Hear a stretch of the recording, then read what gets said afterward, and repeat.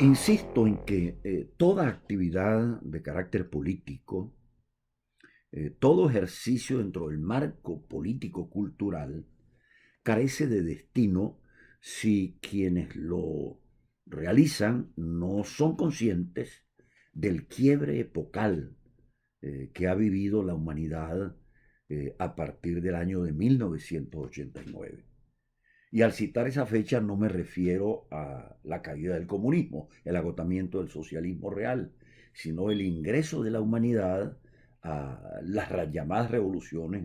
industriales de carácter digital y la relacionada con la inteligencia artificial.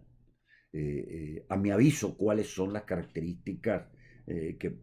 más protuberantes que identifican ese quiebre? En primer lugar, un intento que se viene empujando desde hace 3 décadas para romper las memorias colectivas. En el fondo, para desnudar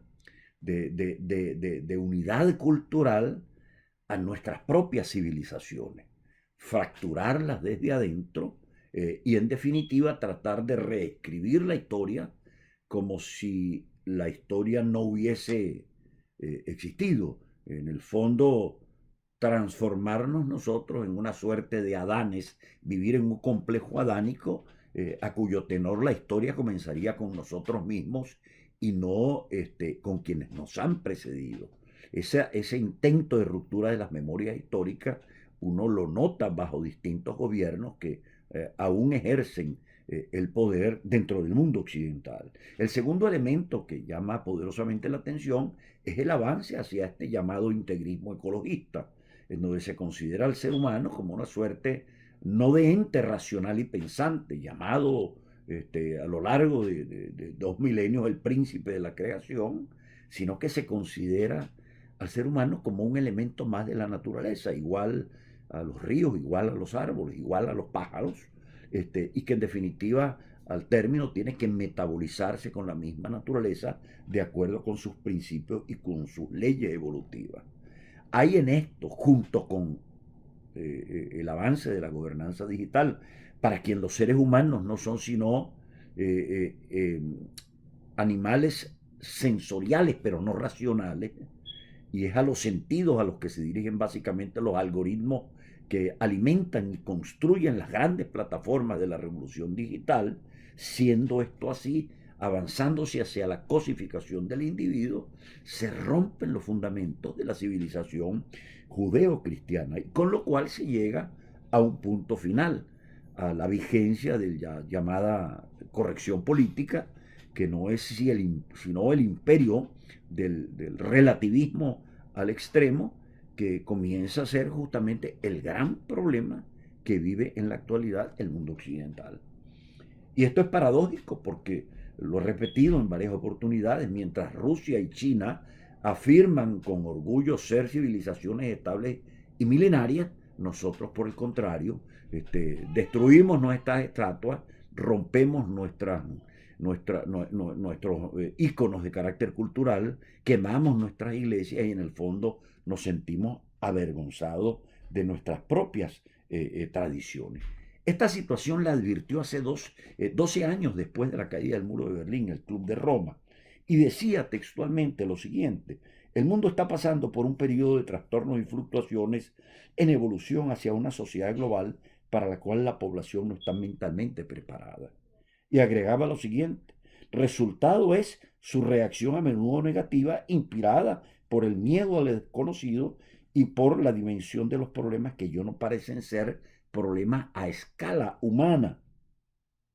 Y advierte, si no se abordan estos problemas, lo decía 12 años después de la caída del muro de Berlín, no le hicimos caso y han transcurrido 3 décadas hasta el momento del COVID-19, dice, esto puede llevar al público a extremismos peligrosos, a nacionalismos estériles y a fuertes confrontaciones sociales. Esas confrontaciones sociales las hemos visto y las hemos conocido de manera inmediata en distintos espacios de Occidente y fundamentalmente de América. ¿Qué significa esto? Es imposible el diálogo entre quienes prohijan y empujan las tendencias deconstructivas de lo cultural y quienes afirman básicamente el valor de lo nacional, no como un conflicto de nacionalidades, sino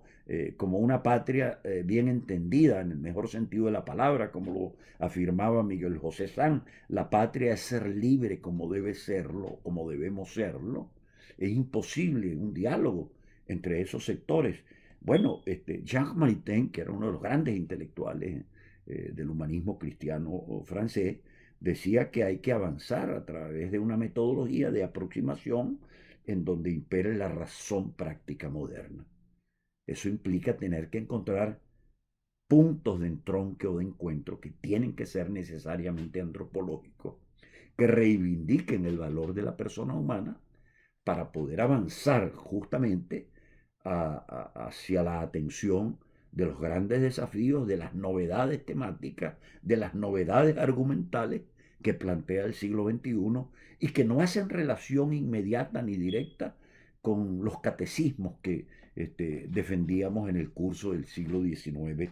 y del siglo XX. Así que yo, en conclusión, he dicho y sigo sosteniendo que no hay república sin nación.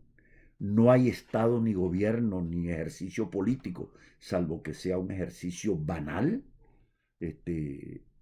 con ausencia de la gente y con ausencia de las raíces culturales sobre las cuales se apalanca la gente para justamente evitar ser cosificada o evitar ser arrastrada por los huracanes que son propios en la actual circunstancia de las redes digitales y de la velocidad que impone en el caso del tiempo el mundo de la inteligencia artificial, que a su vez diluye junto con lo digital el sentido de la lugarización y del arraigo para transformar la vida humana en una suerte de metaverso, de vida absolutamente virtual y por ello vida precaria.